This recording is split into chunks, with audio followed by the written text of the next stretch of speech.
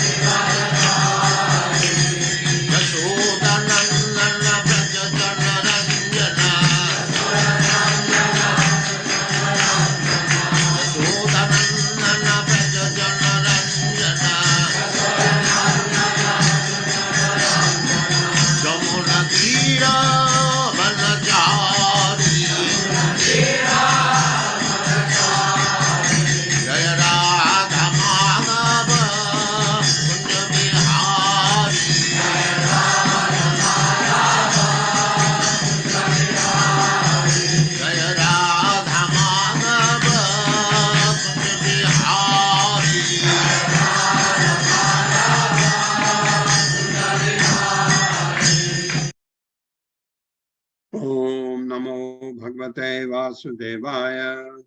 ओम नमो भगवते वासुदेवाय। ओम नमो भगवते वासुदेवाय। ओम नमो भगवते वासुदेवाय।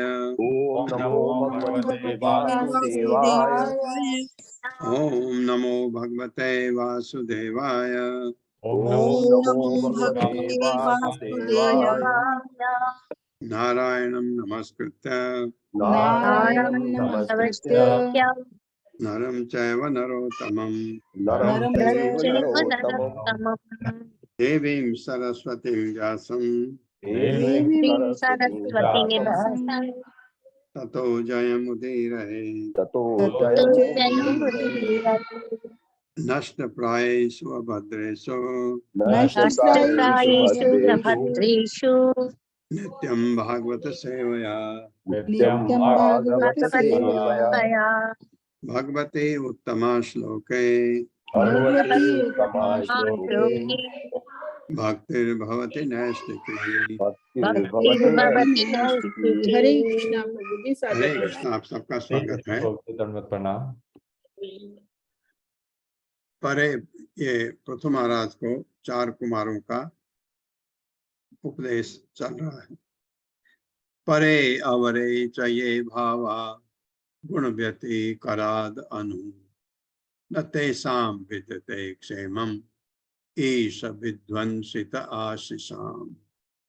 मेरे साथ, परे अवरे च ये भावा परे वरे च ये भावा गुण व्यति कराद अनु गुण व्यतिकरादनु न तेषां विद्यते क्षेमम् न तेषां विद्यते क्षेमम् ईश विध्वंसित आशीषाम।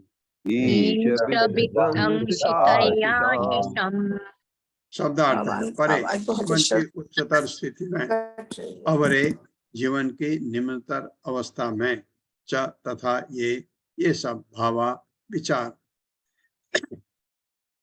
गुण भौतिक गुण, व्यतिकरात अन्योन्य क्रिया से, अनु पीछे पीछे चलना, ना कभी नहीं, तेसाम उनका, विद्यते विद्यमान है, क्षेमम कुशल, ईश परमेश्वर, विध्वंसित विनष्ट, आशीषाम आशीर्वादों का।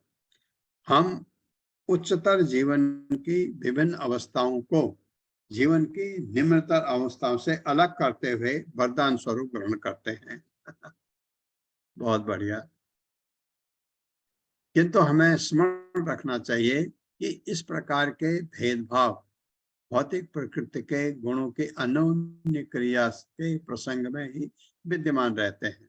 वस्तुतः जीवन की इन अवस्थाओं का कोई स्थायी अस्तित्व नहीं होता, क्योंकि ये परम नियंता द्वारा विनष्ट कर दी जाएंगी।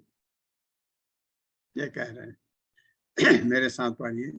हम उच्चतर जीवन की विभिन्न अवस्थाओं को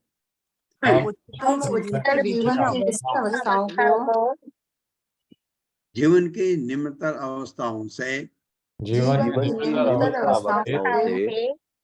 अलग करते हुए वरदान स्वरूप ग्रहण करते हैं। वरदान स्वरूप ग्रहण करते हैं। वरदान स्वरूप आपके कर्म के हिसाब से भगवान ने दे दिया आपको। आप अच्छे स्तर में हैं, अच्छी हैं, कोई उस अच्छी हालत में नहीं है, ये मतलब है, लेकिन ये स्थायी नहीं है, ये कह। किंतु हमें स्मरण रखना चाहिए कि प्रकार के भेदभाव भौतिक प्रकृति के गुणों की अन्योन्य क्रिया के प्रसंग में ही विद्यमान रहते हैं। अन्योन्य क्रिया के प्रसंग में ही विद्यमान रहते हैं। वस्तुतः जीवन की इन अवस्थाओं का कोई स्थायी अस्तित्व नहीं होता, क्योंकि ये परम नियंता द्वारा विनष्ट कर दी जाएंगी।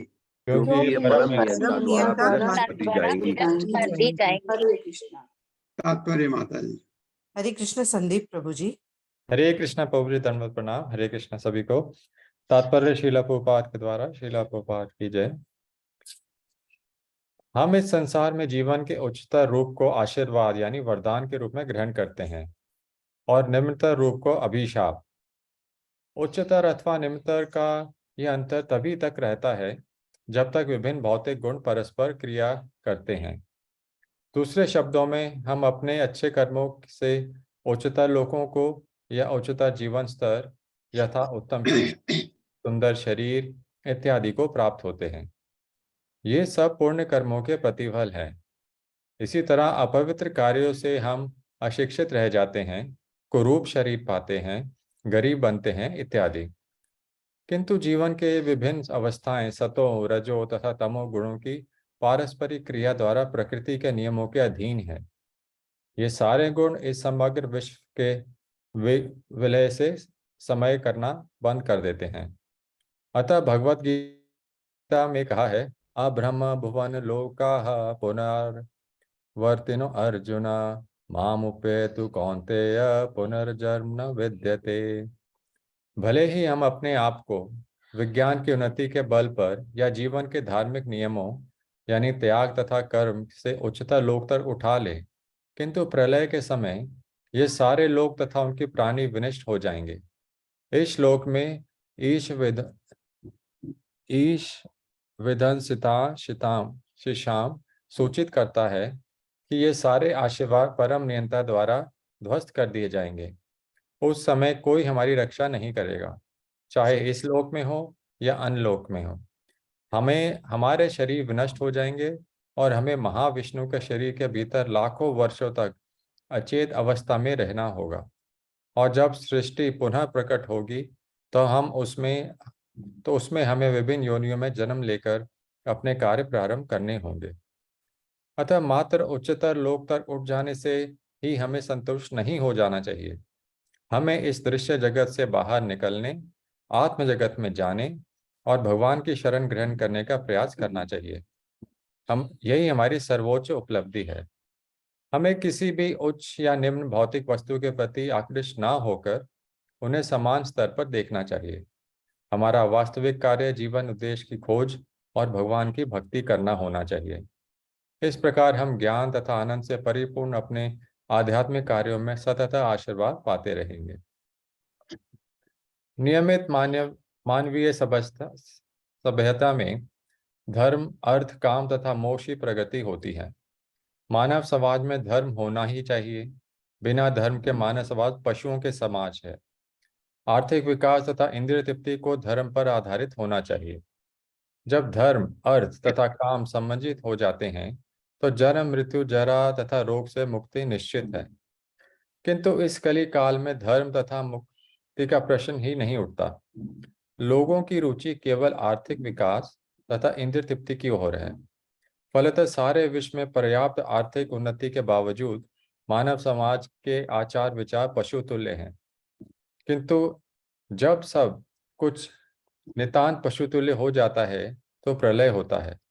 इस प्रलय को ईश विध्वंसिता शिशाम के रूप में ग्रहण करना चाहिए। भगवान द्वारा प्रदत्त आर्थिक विकास और इंद्रिय तृप्ति का आशीर्वाद अंत में विनष्ट हो जाता है। इस कलयुग के अंत में भगवान कल की अवतार के रूप में प्रकट होंगे और उनका एकमात्र कार्य होगा ब्रह्मांड के समस्त मनुष्यों का संहार। इस नरसंहार के बाद पुनः स्वर्णिम युग आएगा। अतः हमें जान लेना चाहिए कि हमारे सारे भौतिक कार्यकलाप बच्चों की खिलवाड़ सदृश हैं। बच्चे समुद्र तट पर खेल करते हैं। पिता तट पर बैठा बैठा बच्चों के द्वारा महलों का दिवाला का बनना आदि देखता रह सकता है, किंतु अंत में पिता के कहने पर बच्चों को सब कुछ छोड़कर घर वापस आना पड़ता है। तब सब कुछ नष्ट हो जाएगा। जो लोग आर्थिक विकास तथा इंद्रिय तृप्ति के बच्चों जैसे खिलवाड़ में लगे रहते हैं, कभी कभी भगवान उन पर विशेष अनुग्रह करके उनके सारे निर्माण कार्यों को विनष्ट कर देते हैं। भगवान ने कहा है, यस्य अहम अनुग्रहम हरिष्ये तद धनम शनय। भगवान ने युधिष्ठिर महाराज से कहा कि जब वे अपने भक्त पर विशेष अनुकंपा करते हैं तो उसका सारा धन वैभव हर लेते हैं। अतः सामान्यतः यह देखा जाता है कि वैष्णव अधिक धनवान नहीं होते। जब कोई वैष्णव या भक्त धनवान होने के साथ साथ परमेश्वर की सेवा करने की इच्छा व्यक्त करता है तो उसकी भक्ति अवरुद्ध हो जाती है। भगवान उस पर कृपा प्रदर्शित करने के लिए उसकी तथाकथित आर्थिक उन्नति तथा भौतिक ऐश्वर्य को विनष्ट कर देते हैं। इस प्रकार भक्त बारंबार आर्थिक उन्नति करने के प्रयासों से निराश होकर अंततः भगवान के चरण कमलों की शरण ग्रहण करता है। ऐसे कार्य भी ईश विधम शिशाम माना जा सकता है। जिसके द्वारा भगवान मनुष्य के ऐश्वर्य को नष्ट करके उसके आध्यात्मिक ज्ञान से संपन्न कर देते हैं। उपदेश देते समय हमें देखना है कि भौतिकतावादी व्यक्ति हमारे पास आते हैं और आशीर्वाद प्राप्त करने के लिए नमस्कार करते हैं, जिसका अर्थ होता है कि वे और अधिक भौतिक ऐश्वर्य की इच्छा रखते हैं। यदि उनकी इस प्रकार से ऐश्वर्य इच्छा को रोका जाए तो ऐसे व्यक्ति भक्तों को कभी नमस्कार ना करना चाहें। ऐसे भौतिकतावादी पुरुष केवल अपनी आर्थिक प्रगति से नाता रखते हैं। वे संतों या परमेश्वर को प्रणाम करते हैं और उपदेश कार्य के लिए कुछ दान देते हैं जिससे उन्हें और आर्थिक लाभ हो सके। किंतु यदि कोई अपनी भक्ति में एकनिष्ठ है तो भगवान उस भक्त को अपनी आर्थिक प्रगति त्यागने के लिए बाध्य करते हैं और अपने प्रति पूर्ण समर्पण करा लेते हैं। क्योंकि भगवान अपने भक्त को ऐश्वर्य का वरदान नहीं देते, अतः लोग भगवान विष्णु की पूजा करने से डरते हैं, क्योंकि वे देखते हैं कि भगवान विष्णु को पूजने वाले वैष्णव धनी नहीं होते। किंतु ऐसे भौतिकतावादी पुरुष शिव जी की उपासना करके धन प्राप्त करने के अनेक अवसर प्राप्त कर सकते हैं, क्योंकि शिव जी देवी दुर्गा के पति हैं जो इस ब्रह्मांड की अधिष्ठात्री है। शिव जी के अनुग्रह से ऐसे भक्त को देवी दुर्गा से आशीर्वाद प्राप्त।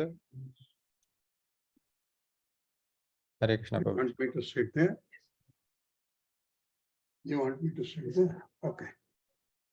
प्रभु एक मिनट। हाँ, ओके प्रभु।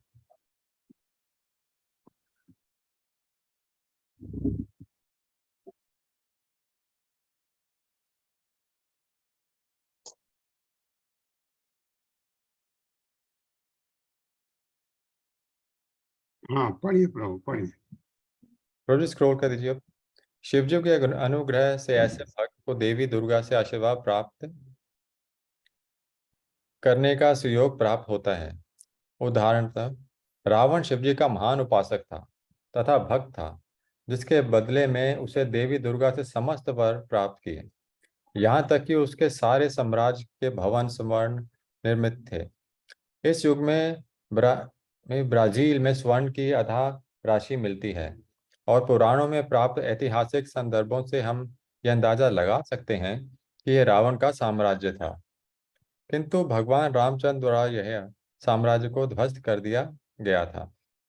ऐसी घटनाओं के अध्ययन से हम ईश विध्वंसिता शिशाम का पूर्ण अर्थ समझ सकते हैं। भगवान कभी अपने भक्तों को भौतिक आशीष नहीं देते, क्योंकि इससे वे संसार में जन्म मृत्यु जरा तथा रोग के चक्र में पुनः उलझ जाएंगे। भौतिक ऐश्वर्य से रावण जैसे व्यक्ति इंद्र तृप्ति के लिए फूल उठते हैं। रावण ने सीता का, जो भगवान रामचंद्र की पत्नी तथा ऐश्वर्य की देवी थी, यह सोचकर अपहरण करने का दुस्साहस किया कि वह भगवान की आह्लादिनी शक्ति को भोग सकेगा, किंतु वास्तव में ऐसा कार्य करने से रावण विनष्ट हो जाएगा। आज के समय में मानवीय सभ्यता आर्थिक उन्नति तथा इंद्रिय तृप्ति के प्रति इतनी अधिक आसक्त है कि वह विनाश के कगार पर खड़ी है। हरे कृष्ण। धन्यवाद। हरे कृष्णा। इसमें जो एक चीज कही है कि भक्त के, अगर भक्त ऐश्वर्यवान हो जाए और भगवान उसका ऐश्वर्य तब छीनते हैं जब उसको अवरोध हो रहा है, उसकी वजह से ऐश्वर्य में भक्ति होना थोड़ा मुश्किल होता है, क्योंकि ऐश्वर्य आपका इंद्र तृप्ति के लिए ज्यादा रुचि हो जाती है जब ऐश्वर्य ज्यादा होता है। तो अगर भक्त ऐसा है, ऐश्वर्य का उस पर कोई प्रभाव नहीं है, भगवान छुएंगे भी नहीं उसको, ऐश्वर्य को, लेकिन अगर ऐश्वर्य उसके आड़े आ रहा है, उससे उसकी भक्ति में रुकावट आ रही है, तो भगवान तब छीन देते हैं, तब उसको, ताकि वो उनकी तरफ आ सके, फिर उसका वो जो अवरोध है वो हट जाएगा। ऐसा ये कहने का मतलब ये है।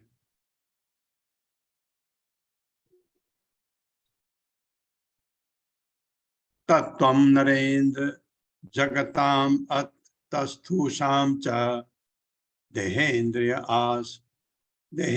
आसु दिशना आत्मभिः आवृतानां यह क्षेत्र वित्तपतिया हृदि विश्वगाविः प्रत्यक्षकास्ति भगवान तम अवेहि यो अस्मि। मेरे साथ। तत्त्वं नरेंद्र जगताम अथ तस्थुषाम च तत्त्वं नरेन्द्र जगत्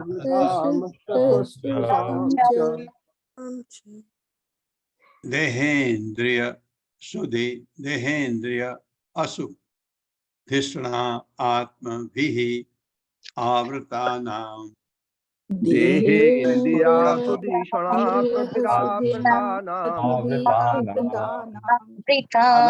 आधा आधा करके पढ़ते हैं। देहेन्द्रिय आसु धिषणा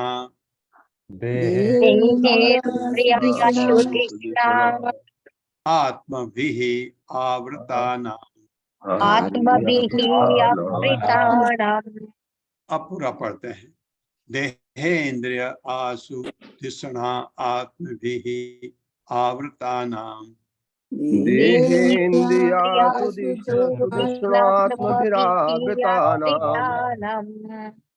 यः क्षेत्र वित्तपतिया हृदय विश्वगाविः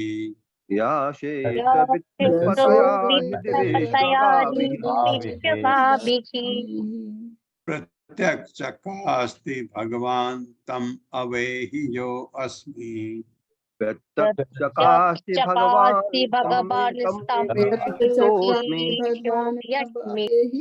सह अस्मि।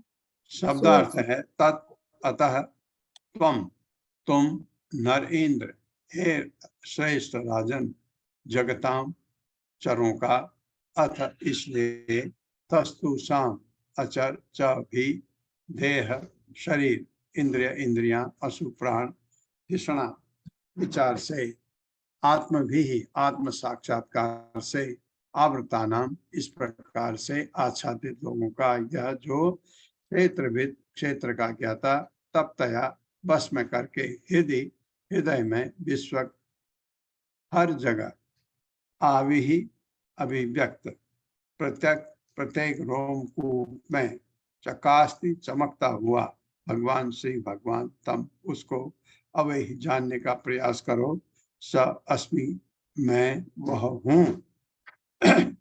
अब सनत कुमार कह रहे हैं। सनत कुमार ने राजा को उपदेश दिया, अतः हे राजा पृथु उन भगवान को समझने का प्रयास करो जो प्रत्येक हृदय में प्रत्येक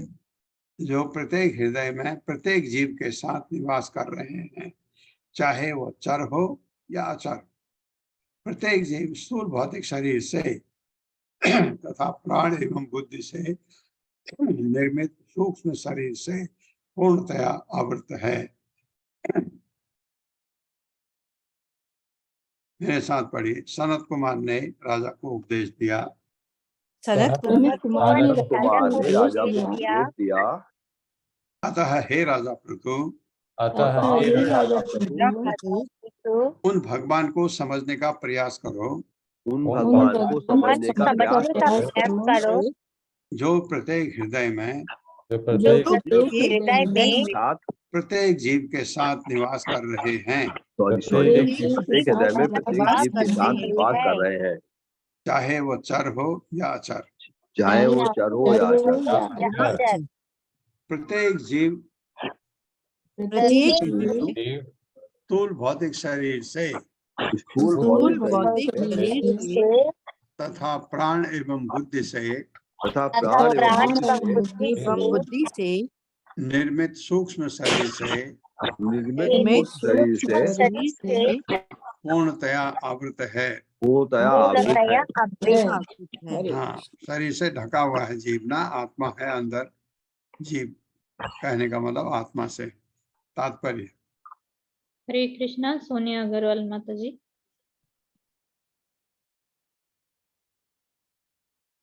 सोनिया अग्रवाल माता जी। हरे कृष्णा माता जी। श्री प्रभुपाद जी की जय। तात्पर्य श्री प्रभुपाद जी के द्वारा इस श्लोक में विशेष रूप से यह उपदेश दिया गया है कि मनुष्य जीवन में आर्थिक विकास के लिए प्रयत्न करने तथा इंद्रिय तृप्ति में समय गंवाने की अपेक्षा मनुष्य को चाहिए कि वह पूर्ण पुरुषोत्तम भगवान को समझते हुए आध्यात्मिक गुणों के अनुशीलन का प्रयत्न करे जो प्रत्येक जीव के हृदय में विराजमान है। व्यक्तिगत आत्मा तथा परमात्मा रूप में पूर्ण पुरुषोत्तम परमेश्वर, ये दोनों इस शरीर में बैठे हुए हैं, जो स्थूल तथा सूक्ष्म तत्वों से ढका रहता है। इसे समझ लेना ही वास्तविक आध्यात्मिक संस्कृति पाना है। आध्यात्मिक संस्कृति में प्रगति करने की दो विधियां हैं, एक तो निर्विशेषवादियों की विधि तथा दूसरी भक्ति। निर्विशेषवादी इस निष्कर्ष पर पहुंचता है कि वह तथा परमात्मा एक है, किंतु भक्त अथवा सगुणवादी परम सत्य का साक्षात्कार यह समझकर करता है कि प्रभु परम नियंता है, हम जीवात्मा उन्हीं के अधीन हैं और हमारा धर्म यह है कि हम उनकी सेवा करें।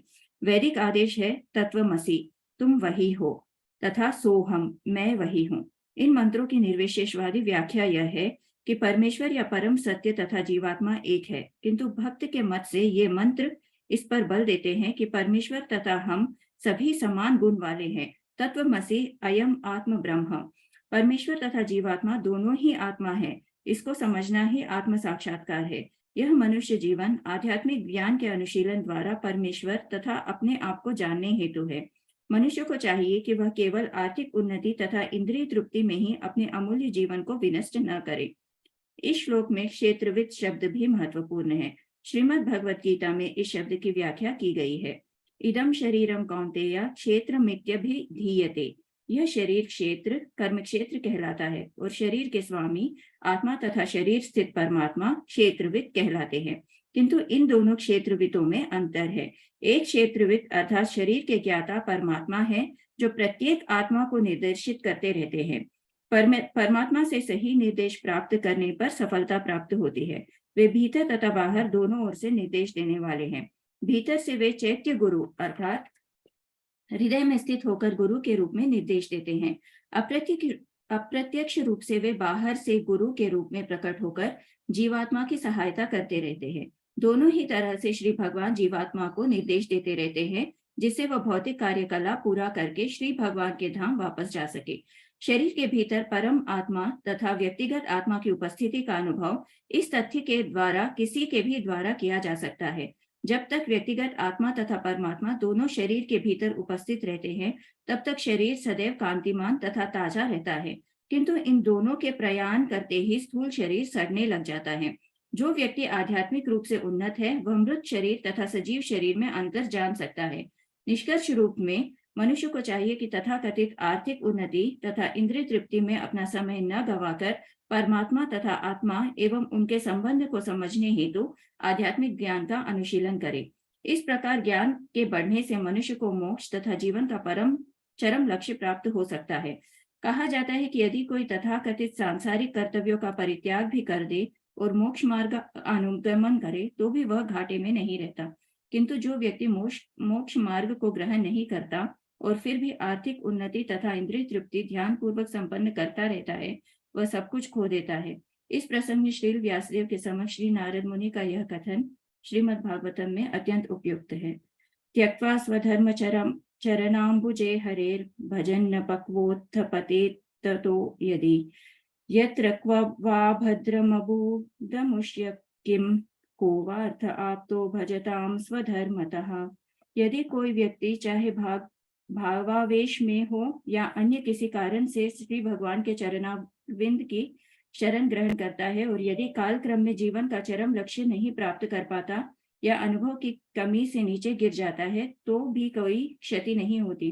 किंतु जो मनुष्य भक्ति का मार्ग ग्रहण नहीं करता और केवल अपने भौतिक कर्तव्य की इच्छा अच्छी तरह निभाता है, उसे कोई लाभ नहीं मिलता। हरे कृष्ण प्रभु जी। हरे कृष्ण। दो बातें, एक बात बहुत इम्पोर्टेंट है जो आपने लास्ट में पढ़ी कि अगर उसका पतन भी हो गया तो कोई बात नहीं। ये हम क्योंकि आपके साथ भगवत गीता पढ़ रहे हैं, ये आएगा, जल्दी आने वाला है मेरे ख्याल से 5वें अध्याय में। हम अभी 4थे अध्याय चल रहा, हमारा खत्म हो जाएगा इस हफ्ते। 5वें अध्याय में ये वर्णन होता है। इस बात को, चलो ये शुरू हो गया, मैं इसी बात को पहले बोल देता हूँ कि अर्जुन पूछता है कि उसका क्या भविष्य है जो जिसका योग भ्रष्ट हो गया। आप भक्ति कर रहे हैं, करते करते आपकी कुछ परिस्थिति ऐसे हुई, छूट गई भक्ति, फिर आप संसारिक जीवन में चले गए या जो भी है भक्ति नहीं कर पाए, तो भगवान उत्तर देते हैं अर्जुन को कि वो अर्जुन कहते हैं कि उसका तो न भौतिक सुख रहा न आध्यात्मिक सुख रहा, दोनों चले गए उसके। भौतिक सुख तो कोई सुख है ही नहीं, इसको तो सुख समझना ही नहीं चाहिए। लेकिन अगर आप इसको भी सुख मानते हैं, इस भौतिक जगत में कष्ट को सहते हुए भी हमको अच्छा लगता है, हम उसके आदी हो जाते हैं। हम ही नहीं, सारे प्राणी, कोई किसी भी रूप में है, कीड़े मकोड़े को भी वही जीवन पसंद है, उसमें वो संतुष्ट है। ये अगर हमारे साथ होता है तो अर्जुन ने कहा कि ये भौतिक सुख जो हम जिसको कहते हैं उसका वो भी गया, क्योंकि वो आध्यात्मिक तरफ आ गया तो भौतिक चीजें त्यागनी होती हैं। आध्यात्म और भौतिक चीजें दोनों साथ साथ नहीं चलती। अगर आपको अध्यात्म में आगे बढ़ना है, भौतिक चीजों को हटा के चलना है। हटा के मतलब है आपको पदार्थ से आसक्ति नहीं होनी चाहिए। सब यूज करिए, बट भगवान को केंद्र में रख करके। ये भक्ति में यही है, भगवान को अर्पित करते हुए सब करो। यद करोसि यद अश्नासि यद जुहोसि ददाति, भगवद गीता में कहा है 9वें अध्याय में भगवान ने 27वां श्लोक। भगवान ने कहा है जो भी करते हो मुझे अर्पित करते हुए करो। तो आप ये तो कर सकते हैं, ठीक है, लेकिन अगर आपने भगवान की तरफ पीठ कर दी तो आपका भौतिक जगत में कोई फायदा नहीं आपको ये करने का, क्योंकि गलतियां होंगी बहुत जगह पर। उसके आपको, हाँ, अगर आप गलती नहीं करते हैं, अपने मार्ग पर सही ढंग से चलते हैं, तो आपको मनुष्य योनि मिल सकती है, यहाँ तक कि बहुत पुण्य किया तो स्वर्ग भी जा सकते हैं। लेकिन जन्म मृत्यु जरा व्याधि से छुट्टी नहीं हुई। वहां पर अर्जुन ने यह पूछा कि इसका भविष्य क्या है, जिसका योग भ्रष्ट हो गया। यहाँ प्रभुपाद ने लास्ट में कहा है ये, अगर वो गिर भी जाता है तो कोई नुकसान नहीं है। क्यों नहीं है? भगवान ने कहा कि उसने जो भक्ति की है उसके, भगवान ने पहले ये कहा कि अच्छे काम का फल कभी बुरा होता ही नहीं। ये कहा पहले, कहा कि ऐसा भक्त पहले अपने कर्मों के हिसाब से, भक्त के हिसाब से उच्च लोक में जाएगा और फिर पृथ्वी पर आएगा। अवश्य किस घर में आएगा, या किसी धनवान के घर में या किसी योगी के घर में पैदा होगा। अब सवाल यह है, मैंने 2 महीना भक्ति की फिर छोड़ दी, तो मैं योगी के घर में नहीं आ सकता। आप खुद समझ सकते हैं इस चीज को। अगर मैंने 20 साल 25 साल 30 साल भक्ति की, आखिरी में मेरी हालत खराब हो गई, शरीर खराब हो गया, हाथ टूट गया, भगवान की आरती नहीं कर सकता, जीभ कट गई, भगवान का मंत्र नहीं बोल सकता, ऐसी परिस्थिति कुछ हो गई, तो उच्च लोक में जाएगा व्यक्ति, वहां पूरा सुख ऐश्वर्य भोगेगा। उसके बाद किसी योगी के घर में पैदा हो, किसी शुद्ध ब्राह्मण के घर में, जहां उसको भक्ति बचपन से ही मिल जाएगी। उदाहरण प्रभुपाद हैं, उदाहरण प्रभुपाद के गुरु हैं, उनके जो घर में भक्ति ऑलरेडी थी। प्रभुपाद के घर में उनके माँ बाप कृष्ण के भक्त थे, उस घर में पैदा हुए तो बचपन से ही भक्ति का आपको मिल गया। और उनके पिताजी का, उनके गुरु का तो और भी अच्छा था। उनके गुरु जो थे, उनके गुरु के पिता तो आचार्य हैं, परंपरा भक्ति विनोद ठाकुर। ये ऐसा कहा। और अगर हमने भक्ति कम करी है तो भी हमको मौका मिलेगा, जहां छोड़ी थी वहां से आगे बढ़ने के लिए भगवान ये अवश्य देते हैं।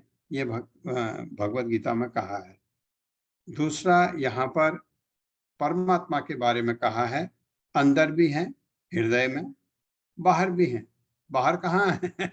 परमात्मा, हाँ, गुरु परमात्मा का प्रतिनिधि है। वो आपको बाहर से भी मदद कर रहे, अंदर से भी। जब आप चाहते हैं ऐसा करो, भगवान कहते हैं हाँ बिल्कुल, ये रास्ता तेरे लिए बिल्कुल ठीक है। ये सलाह आपको भगवान देते हैं। फिर आप गुरु के पास जाते हैं, गुरु भी वही कहता है, ऐसा है, तो आपको लगता है बिल्कुल ठीक है, अब सब ठीक चल रहा है। ये बात है, दोनों चीजें कही गई। 38वां श्लोक। यस्मिन् इदं सद असद आत्मतया विभाति माया विवेक विदुति सजी बाहि बुद्धि तम नित्य मुक्त परिशुद्ध विशुद्ध तत्वम प्रत्यूढ़ कर्म कलिल प्रकृतिम प्रपद्ये। मेरे साथ पढ़िए। यस्मिन् इदं सद असद आत्मतया विभाति यस्मिन् इदं सदात्मतया भाति माया विवेक विदुति सजे वाहि बुद्धि माया विवेक विदुत सजीवाहि बुद्धि तम नित्य मुक्त परिशुद्ध विशुद्ध तत्वम तम नित्य मुक्त परिशुद्ध विशुद्ध तत्वम प्रत्यूढ़ कर्म कलिल प्रकृतिम प्रपद्ये। प्रत्यूढ़ कर्म कलिल प्रपद्ये। यस्मिन् जिसमें इदम यह सत असत परमेश्वर तथा उनकी शक्तियां आत्मतया समस्त कार्य तथा कारण के मूल रूप विभात प्रकट करता है। माया माया मोह विवेक विदुति जानबूझकर मुक्त किए गए सजी रस्सी में वा अथवा अहि सर्प बुद्धि ही बुद्धि तम उसको नित्य शाश्वत रूप से मुक्त मुक्त परिशुद्ध कलमसहीन विशुद्ध शुद्ध तत्वम सत्य प्रत्यूढ़ दिव्य कर्म सकाम कर्म कलिल अपवित्रताएं प्रकृतिम आध्यात्मिक शक्ति में स्थित प्रपद्ये आत्मसमर्पण करो। भगवान इस शरीर के भीतर कारण तथा कार्य इसके एकाकार रूप में अपने को प्रकट करते हैं।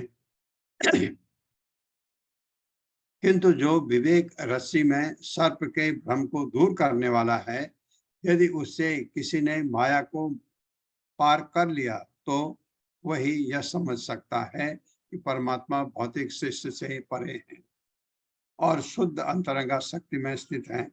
भगवान समस्त भौतिक कलमश से परे हैं और एकमात्र उन्हीं की शरण में जाना चाहिए।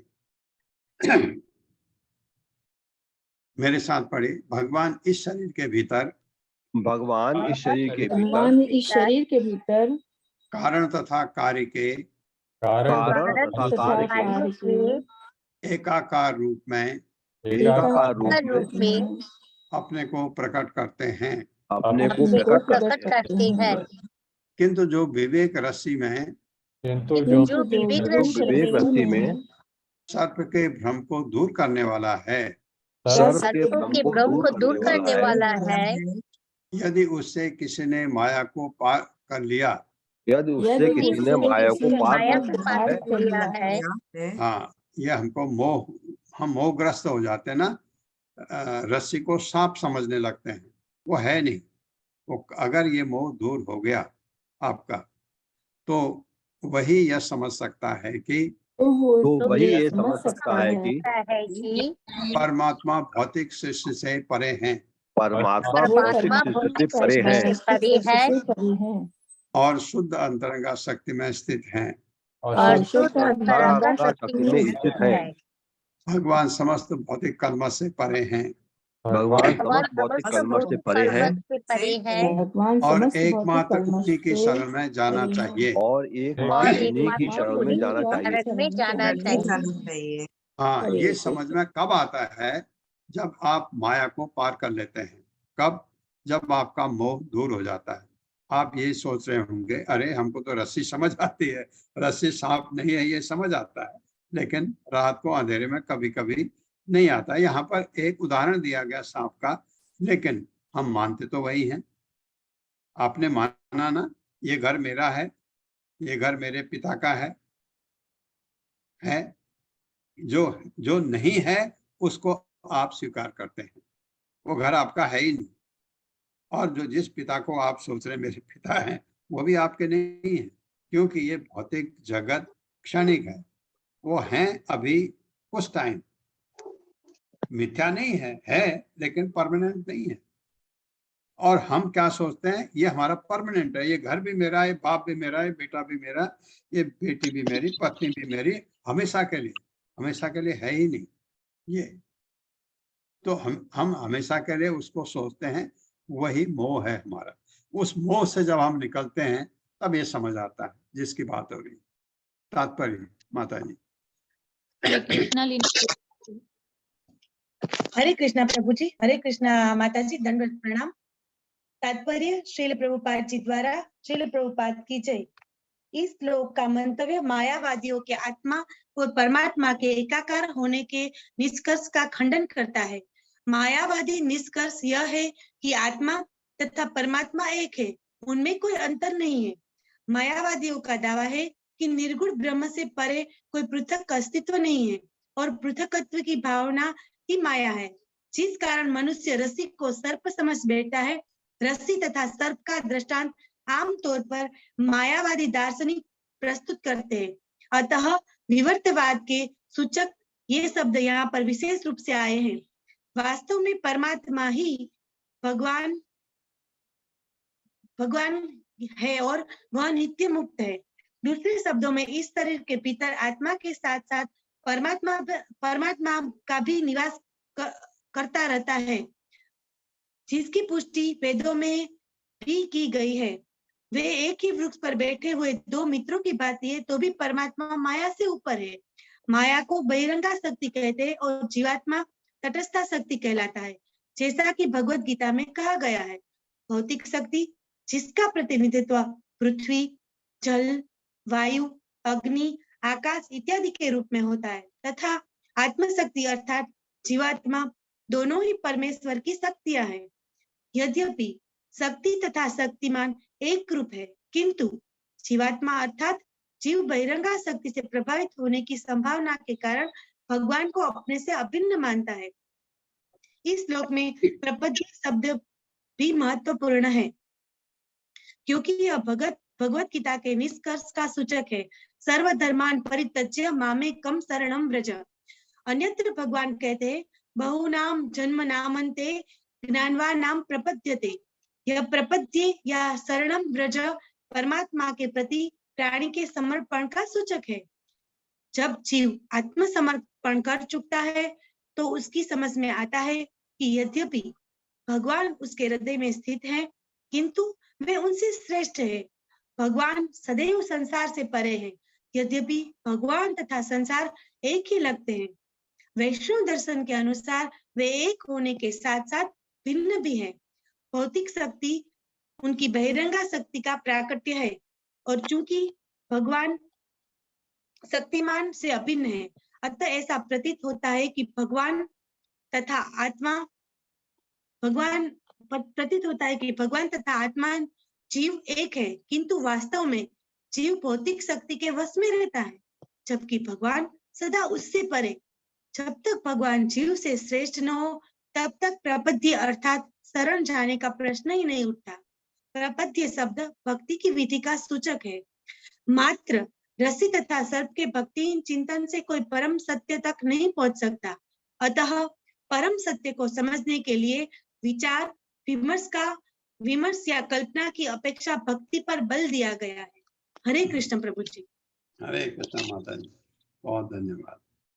ये शक्तिमान अभिन्न, ये कहा गया क्योंकि परमात्मा हमसे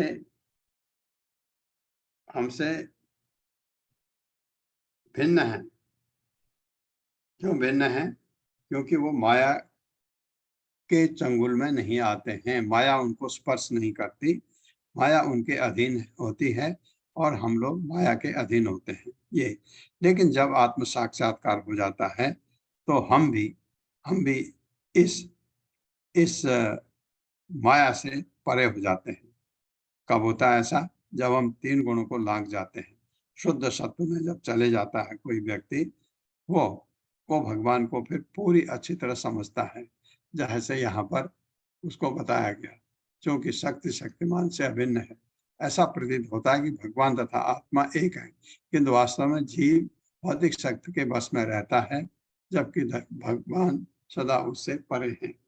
वो बहुत अच्छी तरह समझता है आत्म साक्षात्कार के बाद। और वो कब होता है? जब 3 गुणों को हम लाग जाते हैं तब।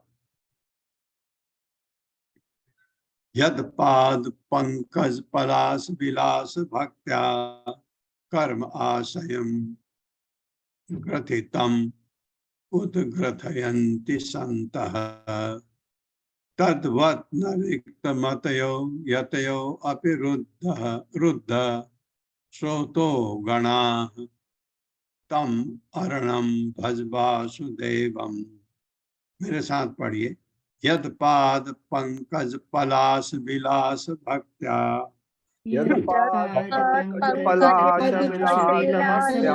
विलास भक्त्या कर्म आशयम ग्रथितम उद्ग्रथयन्ति सन्तः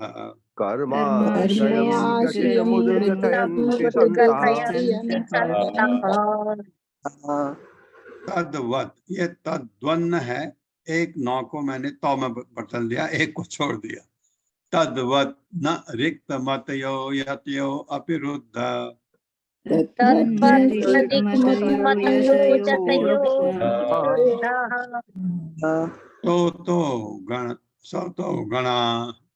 सोतो गणा तम अरणम भज वासुदेवम।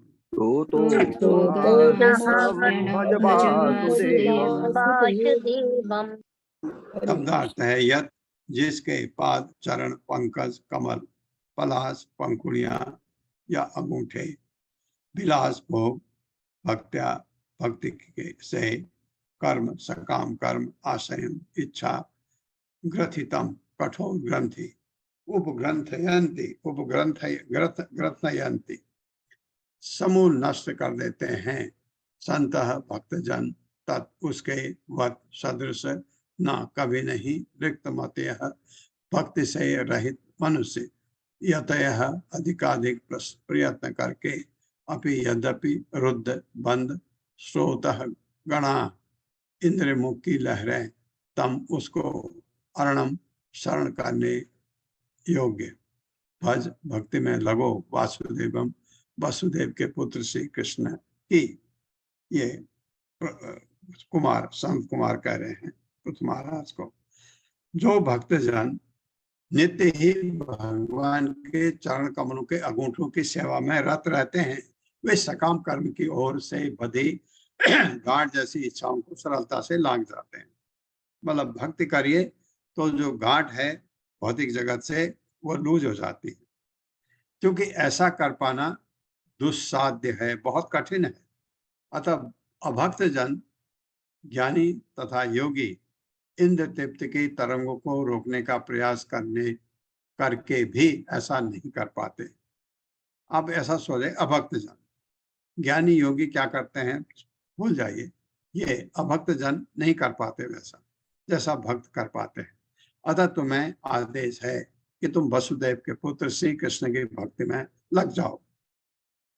ये पृथु महाराज को कह रहे हैं, ये सब उनकी प्रजा के लिए है और हम लोग जैसे लोगों के लिए है। संत कुमार कह रहे हैं। मेरे साथ पढ़िए। जो भक्तजन नित्य ही भगवान के चरण कमलों के अंगूठों की सेवा में रत रहते हैं, भगवान के चरण कमलों की सेवा में रहते हैं, वे सकाम कर्म की ओर से बधी गांठ जैसी इच्छाओं को सरलता से लाग जाते हैं। क्योंकि ऐसा कर पाना दुस्साध्य है, बहुत कठिन है। अतः अभक्त जन ज्ञानी तथा योगी इंद्र तृप्ति की लहरों को रोकने का प्रयास करके भी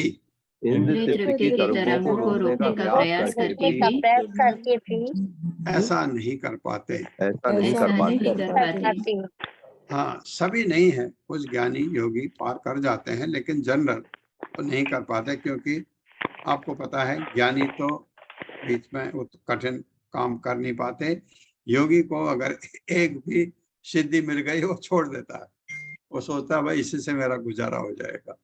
अतः तुम्हें आदेश है कि तुम अतः अतः तुम्हें तुम्हें आदेश है कि आदेश है तुम कि अतः तुम तुम्हें आदेश है कि वसुदेव के तुम पुत्र श्री कृष्ण की भक्ति में लग जाओ। वसुदेव के वसुदेव पुत्र के श्री पुत्र कृष्ण की श्री भक्ति कृष्ण में की लग भक्ति में जाओ। लग जाओ। हरे कृष्ण। तात्पर्य माता जी। हरे कृष्णा पूनम त्यागी माता जी। हरे कृष्ण माता जी, हरे कृष्ण प्रभु जी, श्री प्रभुपाद जी की जय। तात्पर्य श्री प्रभुपाद जी के द्वारा। 3 प्रकार के अध्यात्मवादी, ज्ञानी, कर्मी तथा भक्त प्रकृति के प्रभाव पर काबू पाने के लिए प्रयत्नशील रहते हैं। ये सभी इंद्रियां के प्रभाव को जो नदी के निरंतर लहरों के समान है जीतने का प्रयत्न करते हैं। नदी की लहरें अनवरत उठती रहती है, उन्हें रोक पाना दुष्कर होता है। इसी प्रकार भौतिक सुख की इच्छा की लहरें भी इतनी प्रबल होती है कि उन्हें भक्ति योग के अतिरिक्त अन्य किसी उपाय से नहीं रोका जा सकता। भक्तजन भगवान के चरण कमलों के प्रति अपनी दिव्य भक्ति के कारण दिव्य आनंद से इतने अभिभूत होते हैं कि उनकी भौतिक सुख की इच्छाएं स्वयं रुक जाती है। ज्ञानी तथा योगी भगवान के चरण कमलों में आसक्त न होने के कारण इच्छा की तरंगों से संघर्ष करते रहते हैं। उन्हें इस श्लोक से रिक्त मत्तेह कहा जाता है, जिसका अर्थ होता है कि भक्ति से विहीन, दूसरे शब्दों में जैसे ज्ञानी तथा योगी भौतिक कर्मों की इच्छाओं से मुक्त होने का प्रयत्न करते हैं, किंतु वस्तुतः वे इंद्रियों के कार्यकलापों को रोकने के मिथ्या दार्शनिक चिंतन या श्रम साध्य प्रयत्नों में उलझते जाते हैं। जैसा कि पहले ही कहा जा चुका है, भागवतम के पहले स्कंद के दूसरे अध्याय के 7वें श्लोक में वासुदेव भगवती भक्ति योगा प्रयोजितः जनयतुयाशु वैराग्यम ज्ञानम यद हेतुकम। यहाँ भी उसी बात पर बल है कि भज वासुदेवम बताता है कि जो वासुदेव के पुत्र श्री कृष्ण की प्रेमा भक्ति में लगा रहता है वह सरलता से इच्छा की तरंगों को रोक सकता है। जब तक इन तरंगों को कृत्रिम ढंग से रोकने का प्रयास होता रहेगा उसे असफलता ही हाथ लगेगी। इस श्लोक में यही संकेत मिलता है। सकाम कर्म की इच्छाओं की जड़ें गहरी होती है, किंतु इच्छा रूपी वृक्षों की भक्ति से पूर्ण रूप से उन्मीलित किया जा सकता है, क्योंकि भक्ति श्रेष्ठ इच्छा का प्रयोग करती है। श्रेष्ठ इच्छाओं में लगे रहने से निकृष्ट इच्छाओं को त्यागा जा सकता है। इच्छा को रोक पाना असंभव है। निकृष्ट इच्छाओं में प्रवृत्त ना हो इसके लिए परमेश्वर की इच्छा करनी होती है। ज्ञानी लोग परमेश्वर से एकाकार होने की इच्छा बनाए रखते हैं, किंतु ऐसी इच्छा को भी काम वासना माना जाता है। इसी प्रकार से योगी योग शक्ति की कामना करते हैं, किंतु वह भी काम वासना है। किंतु भक्त इच्छा रहित होने के कारण पवित्र हो जाते हैं। उन्हें इच्छा रोकने के लिए किसी कृत्रिम उपाय की आवश्यकता नहीं पड़ती। भगवान के चरण कमलों के अंगूठों के संरक्षण में इच्छाएं आध्यात्मिक सुख की साधन बन जाती हैं। यहाँ 4 कुमारों द्वारा यह बताया गया है कि भगवान श्री कृष्ण के चरण कमल समस्त सुखों आनंद के आकार है। अतः वृथा ही भौतिक सुख के लिए इच्छाओं को रोकने का विफल प्रयास करने की बजाय मनुष्य को चाहिए कि भगवान के चरण कमलों की शरण ग्रहण करे। जब तक वह भौतिक सुख के लिए इच्छाओं को रोकने में असमर्थ रहता है तब तक इस संसार के बंधन से मुक्त होने की कोई संभावना नहीं रहती। यह तर्क किया जा सकता है कि नदी की तरंगें लगातार समुद्र की ओर बहती रहती है और उन्हें रोका नहीं जा सकता। जब ज्वार आता है तो इससे नदी की धारा रुद्र हो जाती है और स्वयं नदी में बाढ़ आ जाती है। उस समय समुद्र की लहरें नदी की लहरों से अधिक प्रखर हो जाती है। इसी प्रकार बुद्धिमान भक्त कृष्ण चेतना में भगवान की सेवा के हेतु कई तरह की योजनाएं बनाता है, जिससे अचल भौतिक इच्छाएं भगवान की सेवा की इच्छाओं से आप्लावित हो जाती है। जैसा कि यामुनाचार्य ने पुष्टि की है कि जब से भगवान के चरण कमलों की सेवा की ओर उन्मुख हुए हैं तब से नित्य ही भगवान की सेवा करने की नवीन से नवीन इच्छाएं उठती रहती है, जिसके फलस्वरूप विषय ही जीवन की अचल इच्छा दुष्पड़ गई है। वे तो यहाँ तक भी कहते हैं कि वे ऐसी इच्छाओं पर थूकते हैं। भगवत गीता के दूसरे अध्याय के 59 की पुष्टि की श्लोका में पुष्टि की गई है। परम दिष्टः निर्वते निष्कर्षतः भगवान के चरण कमलों की सेवा के लिए प्रेम पूर्वक इच्छा विकसित करने से इंद्रिय तृप्ति की सारी इच्छाएं दमित हो सकती है। धन्यवाद प्रभु जी, धन्यवाद माता जी। हरे कृष्ण। हाँ, ये बात अब यहाँ पर अब ज्यादा अच्छा तरह समझाया कि अगर आप इच्छाओं को रोकते हैं तो आप कभी कभी रोक पाते हैं, ऐसा नहीं है, लेकिन जब ज्वार भाटा आया आपकी इच्छाएं, उसके ऊपर ज्वार भाटा किसका? माया का। माया का जब ज्वार भाटा आया तो आपके फिर अपने इंद्र तृप्ति की तरफ आप फिर झुक जाते हैं। लेकिन अगर भगवान की भक्ति कर रहे हैं तो आपकी क्या है, ज्वार भाटा आपको असर नहीं कर सकती, क्योंकि आपने अपना रुख मोड़ लिया है भगवान की तरफ को। तो आप भक्ति से आपको वो आनंद आने लगे तो आपको दूसरा आनंद तुच्छ लगे। मैं आपको कहता हूँ ना, हमेशा टेस्ट जो है हायर हो जाता है। अगर आप अच्छा टेस्ट की चीज मिल जाए तो आप निम्न टेस्ट वालों को छोड़ देते हैं। तो वो टेस्ट आपका इतना अच्छा है भगवान की भक्ति में, जो आनंद मिलता है आपको, वो आध्यात्मिक आनंद है। वो आनंद माया में मिल ही नहीं सकता। माया का ज्वार भाटा तो बहुत ही नीचे आपके पैर से ही हट जाएगा, इस टाइप का। हाँ, अगर हम ये चीज नहीं करते हैं और हम जो, ये बात बिल्कुल सही है कि ज्ञानी योगी जिस मार्ग से चलते हैं वो बहुत कठिन है। आपको अपने इच्छाओं को का समन करना पड़ता है, उनको दबा के रखना पड़ता है ताकि वो आपको डिस्टर्ब न करें। और जैसे ही माया की बाढ़ आई तो आप हिल जाते हैं। लेकिन भक्ति में आपको एक तो भगवान की कृपा भी रहती है। सबसे बड़ी बात यह है, अगर आप भक्ति में लगे हैं, सेवा कर रहे हैं भगवान की, तो भगवान का हाथ पूरा नहीं होगा अभी, क्योंकि अभी हम माया में ही हैं, लेकिन भगवान की कृपा रहती है। दूसरा क्या है आपका, जब आपको टेस्ट आने लगेगा किसमें, देखिए ये हरे कृष्ण महामंत्र आप जपते हैं, हरे कृष्ण कृष्ण कृष्ण हरे हरे, हरे राम राम राम हरे हरे। ये मंत्र में जब आपको मंत्र बोलने में आनंद आने लगे, टेस्ट आने लगे, तो आपको ये नहीं कहना पड़ेगा कि माला बढ़ाओ, आप अपने आप ही बढ़ाएंगे, क्योंकि आपको टेस्ट आने लगा, माला में अच्छा लगने लगा। क्यों अच्छा लगने लगा? क्योंकि अच्छा कब लगता है, जब आत्मा खुश होती है। आत्मा खुश होगी, क्योंकि आत्मा के लिए तो वही बात है। भगवान, क्योंकि आत्मा दिव्य है, आपने दिव्य शब्दों को बोला, हरे कृष्ण महामंत्र दिव्य है, आपने बोला तो आत्मा खुश होगी, आत्मा अवेकन होती है, तो हमको अच्छा लगने लगता है। तो ये बात है। लेकिन दूसरी तरफ जो निर्विशेषवादी हैं या जो योगी हैं, वो उनका मार्ग बहुत ही कठिन है। ऐसा नहीं है कि वो गलत है, क्योंकि वो भी, उनमें भी लोग पार कर जाते हैं कुछ, पर बहुत कठिन है। अष्टांग योग देखा आपने, कितना कठिन है, हम नहीं कर सकते। हम ही नहीं, हम जैसे बहुत सारे लोग, साधारण लोग नहीं कर सकते। इसी तरह से आपको कहा जाए कि पहले इंद्रियों को बस में करो तब आगे बढ़ो, तो बहुत मुश्किल हो जाता है। तो इसलिए मायावादियों का तो शुरुआत ही बहुत कठिन है। हमारा कठिन नहीं है, क्योंकि हमारी जीभ और मुंह चलता है, हरे कृष्ण महामंत्र जप सकते हैं। जब आपने जपना शुरू किया, उसका आपके ऊपर असर होने लगता है। फिर आपको कहते हैं कि कर्म फल से आसक्ति मत रखो, आपको समझ आने लगता है। शुरू में हमने कहा कि कर्म फल से आसक्ति मत रखो, तो आप तो लड़ने को उतारू हो जाएंगे। इसलिए पहले भक्ति, पहले हरे कृष्ण महामंत्र का जप, एक बार, दो बार, दो तीन जब कोई करने लगता है, उसको 1 महीने बाद आप कहिए कि कर्म फल से धीरे धीरे आसक्ति छोड़ो। कैसे छोड़ो? ऐसा करो, भगवान को दे दो।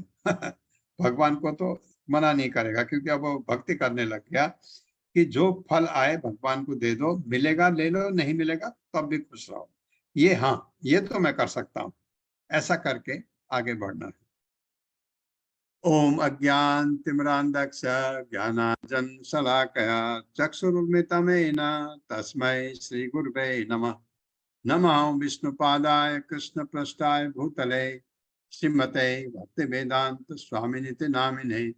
नमस्ते सारस्वती देवे गौरवाणी प्रचारिणे निर्विशेष शून्यवादी पाश्चात्य तारिणे।